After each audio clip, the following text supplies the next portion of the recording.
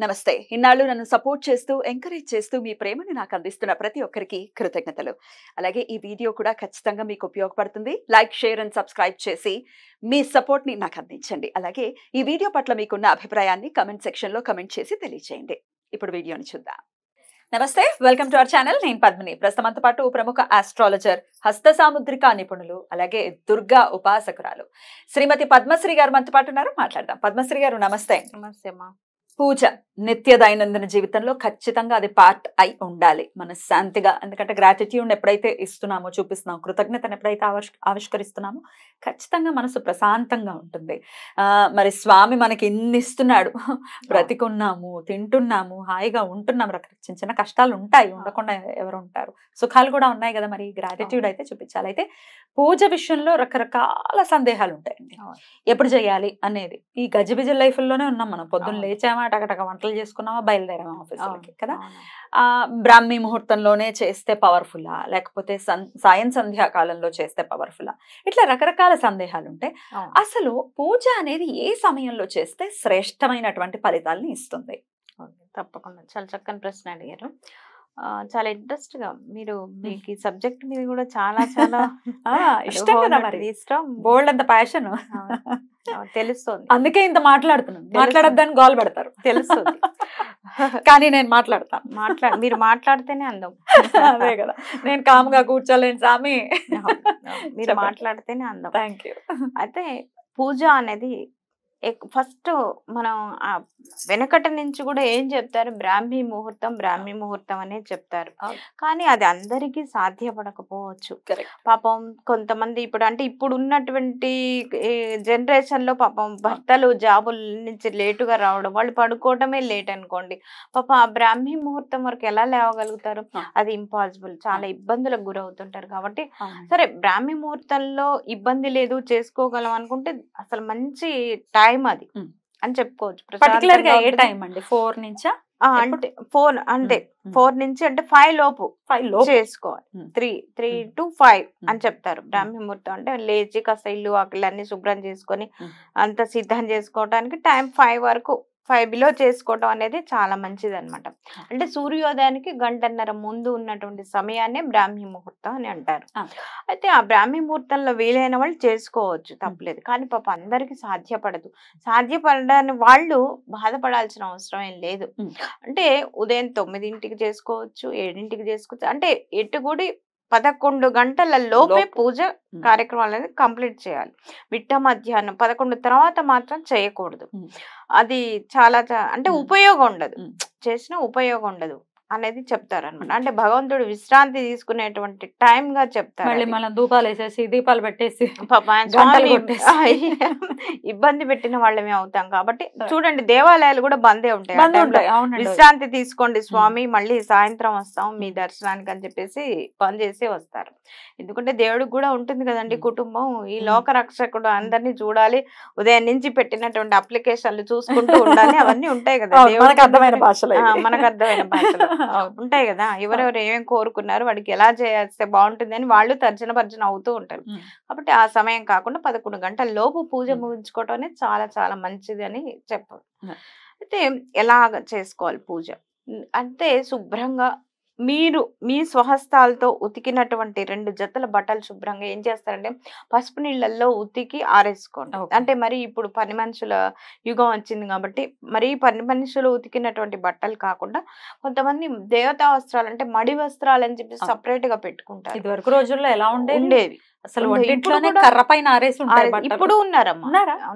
ఇప్పటికీ ఆచార వ్యవహారాలు పాటిస్తూ వాళ్ళు ఉన్నారు. ఇంకా మంచిగా ధర్మం అనేది అట్లా నడుస్తుంది కాబట్టి మనం ఈ మాత్రం ప్రశాంతంగా ఉండగలుగుతున్నాం. అయితే అలా వీలు కాదు. అంటే ఇప్పుడు ఉన్నటువంటి ఇల్లు, వాతావరణం అన్ని చూసుకోవాలి. పరిసరాలు, పరిస్థితులు అన్ని దృష్టిలో పెట్టుకొని కొన్ని సడలింపులన్నీ చేశారు మన పెద్దవాళ్ళు. చాలా వాళ్ళకి నిజంగా చేతులెత్తి నమస్కారం చేసుకోవాలి. ఎక్కడికక్కడ వాళ్ళు వెసులుబాటు, సర్దుబాట్లు చేసుకునేటువంటి అవకాశాన్ని మనకు పెద్దవాళ్ళు ఇచ్చారు. అయితే చక్కగా ఏం చేస్తారంటే పసుపు నీళ్ళల్లో ఒక 2 జతల బట్టలు ఉతికి ఆరేసుకొని మీరు చేసే అంటే పూజా మందిరం ఏదైనా ఉంటే సరే, పూజ మందిరం అది సపరేట్ గా ఎవరు తాకకుండా ఒక కవర్ లో పెట్టేసి భద్రపరచుకోండి. చక్కగా అంటే ఉదయమే, అంటే మీరు బ్రాహ్మీ ముహూర్తంలో లేవలేరు, 6 కన్నా లేస్తారు కదా, లేచిన తర్వాత అయినా సరే ఇల్లు వాకిళ్ళు అన్ని శుభ్రపరచుకొని చక్కగా ఆ క్రితం రోజు రాత్రే మీరు ఆ దేవుడికి పెట్టినటువంటి నిర్మాల్యం అవన్నీ క్లీన్ చేసుకున్నారనుకోండి, ఉదయం పూజకు సిద్ధమవుతుంది, చక్కగా ప్రశాంతంగా ఉంటుంది, ఎక్కువ సమయం పట్టదు. కాబట్టి చక్కగా రాత్రే నిర్మాల్యం అంతా తీసేసుకొని శుభ్రంగా ఉంచుకోవడానికి ప్రయత్నాలు చేయండి. అలాగే మార్నింగ్ చేసుకొని, అంటే 11 గంటల లోపు పూజ అంటే వీరు చక్కగా మీరు అవుతుకున్నటువంటి ఆ వస్త్రాలని ధరించి స్వామివారి కంటే దేవుడి గూట్లో కూడా ఒక ఆర్డర్లో పెట్టుకోవడం అనేది మంచి ఉత్తమం అని చెప్తాను. ఎందుకంటే ఎక్కువగా అంటే దేవుడి పటాలు కానివ్వండి, విగ్రహాలు కానివ్వండి, కొంతమంది ఎవరిస్తే వాళ్ళు అక్కడి నుంచి తెచ్చుకోవడం, గూళ్ళల్లో పెట్టుకోవడం ఇబ్బంది పడుతుంది. అవి ఏమవుతుందంటే పూజ చేయడము ఇబ్బంది. అంటే ఇప్పుడు మనం అతిథిని పిలుస్తామమ్మా, ఒక్క అతిథిని పిలిచి కూర్చోబెట్టిన దానికి, మనం సపర్యాలు చేసిన దానికి ఒక 10 మందిని పిలిచి కూర్చోబెట్టి వారికి చేసేదానికి అలాగే అన్నమాట ఇది కూడా. కాబట్టి సాధ్యమైనంత వరకు మీ ఉండాలి. మీ ఇష్ట దేవత, కులదేవత, అలాగే ఒక శివ కుటుంబం ఫ్యామిలీ ఫోటో అనేది ఖచ్చితంగా, అంటే శివుడు, పార్వతి, సుబ్రహ్మణ్య స్వామి, గణపతిని పెట్టడం అనేది చాలా చాలా మంచిది అనమాట. ఒక శివ కుటుంబం ఫ్యామిలీ, మీ ఇష్ట దేవత, మీ కుల దేవత ఆరాధన ఫోటో ఒకటి పెట్టుకోండి చక్కగా, చాలు, ఎక్కువగా ఇబ్బంది పడకుండా. చక్కగా మీరు అంతా కూడా మీకు ఉంటే పువ్వులు ఉంటే మీకు కొనగలిగి మీ కాంపౌండ్ లో ఉన్నటువంటి పువ్వులని తీసుకొచ్చి సిద్ధం చేసుకోండి. అంతేగాని ఎక్కడికో వెళ్ళి పరిగెత్తుకుంటూ అక్కర్లేదు. చక్కగా చేసుకున్నంత వరకు స్వామిని అలంకరించుకొని వీలైతే నెయ్యి దీపం పెట్టుకోండి, లేదంటే మంచి శ్రేష్టమైనటువంటి నువ్వుల దీపం పెట్టుకోండి. చక్కగా రోజు కూడా అమ్మవారికి కుంకుమార్చన చేసుకోవటం అలవర్చుకోండి. దానివల్ల ఏమవుతుందంటే సకల సిరి సంపదలతో పాటుగా ఇంటికి పట్టినటువంటి అరిష్టాలు ఏమైనా ఉన్నా కూడా తొలగిపోవడానికి అవకాశాలు ఎక్కువగా ఉంటాయి. లక్ష్మీదేవికి అష్టోత్తరం చక్కగా ప్రతిరోజు అమ్మవారు అంటే త్రిమూర్తి స్వరూపం. మీరు ఏ దేవతని ఇష్టపడతారో ఆ దేవతకి చేసుకోండి. ఏ దేవతకు చేసినా ఏమంటారు, మహాకాళి, మహాలక్ష్మి, మహాసరస్వతి అనుగ్రహం తప్పకుండా లభిస్తుంది. కాబట్టి చక్కగా చేసుకోండి. త్రిమూర్తి స్వరూపాలని తలుచుకొని కూడా కుంకుమార్చన చేసుకోండి. కుంకుమార్చన అంటే చక్కగా ఎప్పుడు కూడా పూజా గదిలో నిండుగా పసుపు కుంకుమలు నిండుగా ఉండేట్టు, ఖాళీ అయ్యేలా కాకుండా చక్కగా నిండుగా ఉండేటట్టు చూసుకోండి. పసుపు కుంకుమలు అన్నీ కూడా చక్కగా దాన్ని చేతిలోకి తీసుకుని ఈ 3 వేళ్లతోనే కుంకుమార్చన చెయ్యాలి. ఇలాగ తీసుకొని చేయాలి. అంటే మృగముద్ర అంటారు దాన్ని, అంటే జింక ముద్ర అలాగా.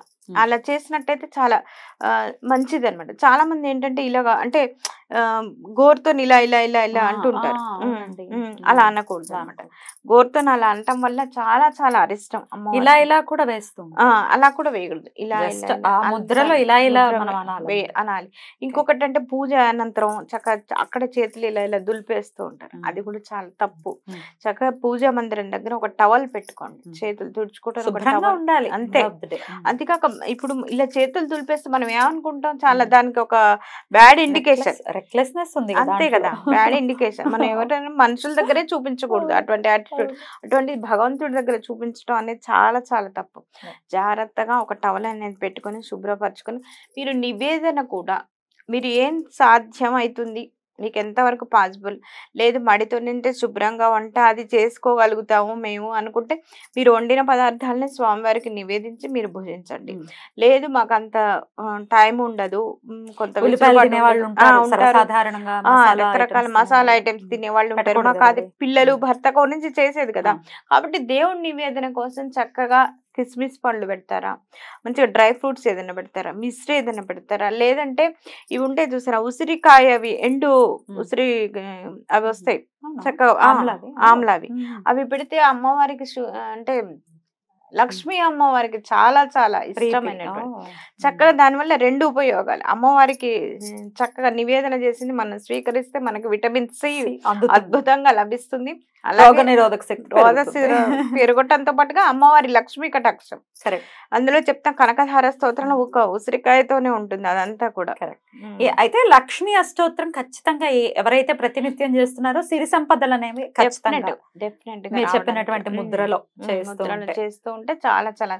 అలాగే ఏం చేస్తారంటే మీరు ఆ నివేదన పెట్టిన ప్రతిసారి ఒక రాగి చెంబు చిన్నది తీసుకొని వచ్చి దాని నిండా వాటర్ నింపేసి అక్కడ పెట్టాలంటారు. అంటే జీవశక్తి మనకి మొత్తం సృష్టి అంతా కూడా పంచభూతాల్లో నీరు కూడా ఒకటి, అలాగే జీవాధారం చక్కగా ఉంటుంది. అంటే దానిలో పాజిటివ్ వైబ్స్ అంతా కూడా ఆ వాటర్ లోకి వస్తాయి అనమాట. భగవంతుడిలో ఉన్నటువంటి శక్తి మొత్తం కూడా మనం అక్కడ పెట్టినటువంటి అంటే రాగి చెంబులు, రాగి అనేది చాలా మంచి లోహంగా చెప్పుకుంటాం మనం, ఆకర్షణ శక్తిగా మనం చెప్పుకుంటాం. కాబట్టి రాగి చెంబులో నీళ్లు పెట్టడం అనేది చిన్న మూత పెట్టేయచ్చు. అందులో 2 తులసి దళాలు వేసేసి స్వామివారు స్వీకరిస్తున్న భావన. అది ఏం చేస్తారంటే మళ్ళీ సాయంత్రం చక్కగా ఇంటిల్లిపి అది కూడా తీర్థంలాగా స్వీకరించినట్టుంటే మనకు ఆ శక్తి అనేది వస్తుంది, స్వామివారి అనుగ్రహం కలగడానికి కూడా అవకాశం ఉంటుంది. ఇంకోటి ఇక్కడ చూడండి, మన రాగి చెంబులో నీళ్లు తీసుకోవడం వల్ల కూడా చాలా ఆరోగ్యానికి మంచిది అని చెప్తారు.